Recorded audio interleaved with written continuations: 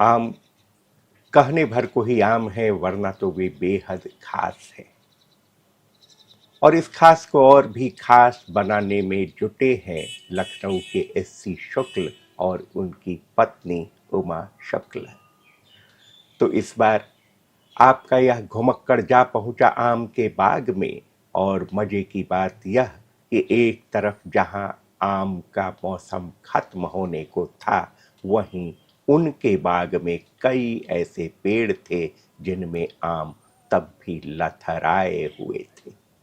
आम तो आम है, बिल्कुल कोई खास चीज़ तो होती नहीं है, लेकिन आम को फलों का राजा कहते हैं। और उस राजा के पीछे बड़ा मतलब होता है कि सर्वसुलभ हो, सबको दिखाई भी पड़े, प्रेजेंटेबल भी हो, और ऐसी ऐसी वैरायटी जिसके स्वाद, सुगंध, साइज, कलर सब डिफरेंट हो। तो ऐसे एक इंसान दूसरे इंसान से नहीं मिलता है, इतनी हजारों वैरायटी हैं आमों की जो एक दूसरे से डिफरेंट हैं। सब प्रकृति ईश्वर की दी हुई चीज़ें हैं। तो पहले होता था कि आम के बारे में ज़्यादा, दशहरी है, लंगड़ा चौसा के बारे में लोग सीमित रहते थे। तो ऐसे मैंने अपने राज्य सरकार में अनुरोध किया कि हर राज्य तो बड़े बड़े एग्जीबिशन करता है, लोगों को पता लगता है कि कहाँ कहाँ कौन कौन सी वैरायटी होती हैं, इस दशहरी लंगड़ा चौसा के अलावा भी कुछ है या नहीं है। तो फिर यहाँ पे 2016 में पहली बार एग्जीबिशन लगाई गई सरकार की तरफ से। उसका मैं फाउंडर मेंबर भी हूँ उस कमेटी का। उसके बाद फिर वो ऐसा सिलसिला चला कि इसकी दिनों दिन तरक्की होती चली गई, और आज लोग बड़े आसानी से जानते हैं, एक नहीं, दो नहीं, 10 नहीं, 100 नहीं, 700, 300, 500 वैरायटी के बारे में एग्जीबिशन में लोग प्रेजेंट करते हैं अपने अपने उत्पादों को, और वहाँ पे लोगों को जानकारी होती है। उससे फ़ायदा ये होता है कि जो हमारा एक दशहरी या लंगड़ा या चौसा का एक ट्रेडिशन था, उसके अलावा भी कुछ है। जैसे एग्जाम्पल मैं दे रहा हूँ कि अल्फांजो आपका महाराष्ट्र का आम है, रत्नागिरी का, लेकिन उतना ऑर्गेनाइज सेक्टर का वो आम है कि उसका रेट, उसका एक्सपोर्ट सिस्टम, उसके किसानों की यूनियन बड़ी स्ट्रांग है, और वो आम अच्छा रिटर्न देता है, हमारे देश को अच्छा रेवेन्यू देता है फॉरेन से। ये चीज़ हमारे यहाँ नहीं थी कि वो पर पीस का था। मुझे भी एक बार जाने का अवसर मिला, मैंने भी पर पीस के हिसाब से इसको परचेज़ किया, तो मेरे दिमाग में आया कि अपने आम तो इससे बहुत ही बेहतर हैं, क्यों ना उनको भी पर पीस के हिसाब से किया जाए। तो ये नई नई वेराइटी हैं जो हमारे वैज्ञानिकों ने बनाई हैं, जो हमने खुद बनाई हैं, हमें बहुत जगह से मिल गई हैं। कई विदेश की जो बड़ी वेल रेप्यूटेड वैरायटी हैं, उनका मैंने प्लांटेशन शुरू किया। तो जिस कंट्री में मैं गया, जहाँ से मुझे जो मिला, उसकी वैरायटी को मैंने यहाँ पे प्लांट किया। आम रसीले होते हैं यह तो मैं जानता था, पर आम रंगीले भी होते हैं यह शुक्ल दंपत्ति से मिलकर ही पता चला। यह जानकर आप भी मेरी ही तरह दांतों तले उंगली दबा लेंगे कि हरे और पीले ही नहीं, सुर्ख लाल और यहां तक कि बैंगनी भी होते हैं आम। किस्म किस्म के आम, तरह तरह के आम, 2 ग्राम के आम से लेकर 4 किलो तक के आम, अंगुल भर के आम से लेकर बित्ते भर के आम, मौसमी आम से लेकर बेमौसमी आम तक। कुछ आम तो 12 मासा है, जिससे कि आपको पूरा पूरा साल आम के इंतजार में गुजार न देना पड़े। तो हम लोगों के यहाँ आम तो बहुत थे, जैसे दशहरी, चौसा, लंगड़ा, इस तरह के बहुत वैरायटी थी। लेकिन हम दोनों ने सोचा कि कुछ कलर्ड मैंगो की का कलेक्शन किया जाए, और ऐसी जगह किया जाए ताकि लोग जो शहर से आए और वो इजीली देख लें, क्योंकि हम लोगों के आर्चर्ड जो है दूर दूर हैं। कोई मलियाबाद में है, काकोरी में है, अटारी में है, ऐसे 100 एकड़ बाग है हमारा, नरौना में है। लेकिन हम लोगों ने सोचा ये शहर में पास में करा जाए। तो यहाँ पे हम लोगों ने 252 वैरायटी के कलर्ड मैंगो और 100 वैरायटी के बगैर कलर्ड मैंगो, जो कलर्ड नहीं है, उनको हम लोगों ने लगाया। तो इसमें, इस बाग में हम लोगों ने 2 ग्राम से लेके और 4 किलो तक के आम का मतलब पौधों का रोपण किया।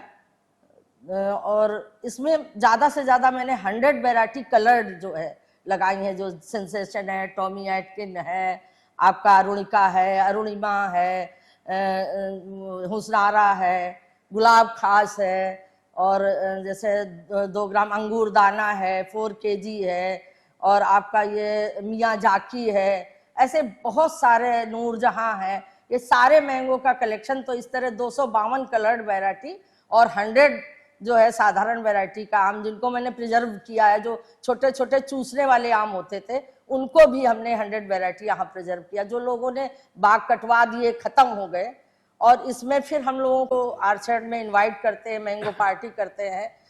तो ऐसे ही बस हम लोग काम चलता रहता है, लोगों को भेंट करते हैं। और हमारे आम बाहर एक्सपोर्ट भी होते हैं, वो डायरेक्ट बाग से ही आके वो लोग एक्सपोर्ट कर लेते हैं कि हमें 2 टन चाहिए, 5 टन चाहिए। और यहाँ भी आम प्लाजियो वगैरह में बेस्ट प्राइस है, आपका स्पेंसर वगैरह है, लुलु माल है, यहाँ ये लोग आके हमसे खरीद लेते हैं। ये हमारा एक आम 100 रुपीज का या 400 रुपए केजी, 300 रुपए केजी, इससे कम आम हम लोग नहीं सेल करते हैं। तो इस तरह हम लोगों का शौक और था। सबसे बड़ी बात कि आम में 2-4 क्वालिटी हम लोग देखते हैं लगाने के पहले। सबसे पहले आम प्रेजेंटेबल हो। प्रेजेंटेबल मतलब जो दूर से दिखेगा वो बिकेगा, तो कलरफुल का क्रेज़ अच्छा है और लोग बड़ी शौक इसमें रखते हैं।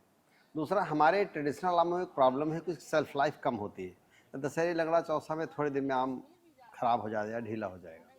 लेकिन इन आमों में खास बात है कि ये आप पके आम रख दीजिए हफ्ते 2 हफ्ते, ये खराब नहीं होते हैं। न्यूट्रिएंट वैल्यू इसकी बहुत अच्छी होती है, और न्यूट्रिएंट वैल्यू होने से एक्सपोर्ट में भी बहुत ही इजी होता है। TSS हाई नहीं होता है, ऐसे वेट और डायबिटिक लोगों के भी रेकमेंड किया जाता है, कुछ वैरायटी इजीली उसको कंज्यूम कर सकते हैं। तो इससे क्वालिटी मैंगो हमारे पास अच्छा है। और एक सबसे बड़ी बात जो मैंने पाया यहाँ पे, कि जो लंबे समय तक अगर शिप से हमें किसी माल को भेजना है तो उसके लिए कम से कम 15 दिन वो आम खराब नहीं होना चाहिए। मोस्टली मैंने किसानों को इसीलिए प्रमोट किया, बहुत सारे मैंने उनको सैम्पलिंग दिए हैं, तरीके बताए हैं कि हाई डेंसिटी फार्मिंग मैंगो की कैसे करोगे, कैसे रिटर्न बेहतर आए आपका। तो उन सब चीज़ों में बड़ा ही लोग चाव से इसको करते हैं, और काफ़ी कुछ मैंने करीब 7-8 राज्यों में मैंने बड़े बड़े आर्चर्ड लगवाए हैं, उनको प्रमोट किया है कि इन वैरायटीज़ पे आप जाइए। ट्रेडिशनल तो बहुत अच्छी हैं ही, लेकिन इन पे भी जाएंगे तो रिटर्न आपका बहुत अच्छा आएगा। जहाँ तक टूरिज़्म की बात है, कई जगहों में मैंने इसको टूरिज़्म पे डाला है। जैसे ये मैंने विदेशों में देखा कि ऐसे कुछ आर्चर्ड मॉडल उन्होंने बनाए हैं। आराम से देखिए, आप 15 मिनट में पूरे बाग का भ्रमण कर लीजिए, घूम लीजिए। और एक हमारा दशहरी पेड़ है, उसका लिंक रोड हो गया, वो भी टूरिज़्म में आ गया है। एक लेक बन रही, उसका भी काफ़ी काम तेज़ी से हो रहा है। तो इस तरह से ब्रांड धीरे धीरे डेवलप हो रहे हैं, और हमें उम्मीद है कि हमारे किसानों के लिए बहुत ही अच्छा होगा, फ्रूटफुल होगा आगे चल के। और आम के साथ साथ ही हम लोगों ने आम ही नहीं, इटली का ओलिव है, बाली की लौकी है, कई तरह के रुद्राक्ष है, इंडोनेशिया, इंडियन रुद्राक्ष, नेपाली रुद्राक्ष, इस तरह की वैरायटी की है। हाथी प्लांट एक है। और मैंने सारे मसाले, तेज पत्ता, लौंग, इलायची और दालचीनी, ये सब सारे मसाले, हर बहरा, औंला, इस तरह सारे मसाले हैं। सारे चंदन की कई वैरायटी हैं, और हम सफ़ेद चंदन, पीला चंदन और एक बीरप्पन वाला चंदन, ये तीनों वैरायटी, 4 वैरायटी चंदन की मैंने लगाई हुई हैं। मैंने एप्पल, कश्मीर का एप्पल है, मैंने जो है कश्मीर का मैपल ट्री वो भी लगाया हुआ है यहाँ पे। तो इस तरह से मैंने काफ़ी विदेशी वैरायटी अपने स्कूल में, मौसमी है, पमेलो है और ड्रैगन फ्रूट है, इस तरह की सारी खेती, हल्दी अपने यहीं आर्चर्ड में ही उगाते हैं। इस तरह से काफ़ी वैरायटी मैंने जो है अपने आर्चर्ड में लगाई हैं। इसीलिए हम लोगों के आम के बाग को कई लोग आर्चर्ड ऑफ वंडर भी कहते हैं। पश्चिमी समाज में जो ओहदा सेव का है, भारतीय समाज में वही ओहदा आम का है।